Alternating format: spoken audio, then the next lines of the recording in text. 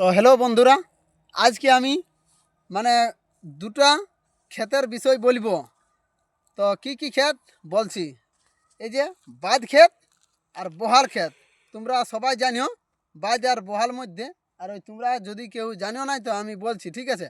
বাঁধ ক্ষেত হচ্ছে ওই যে মানে ফক করে শুকান যায় জল, আর বহাল ক্ষেত কত রোদ দিলেও ও শুকাবে নাই, কেচ কেচ কেচ কেচ করবে।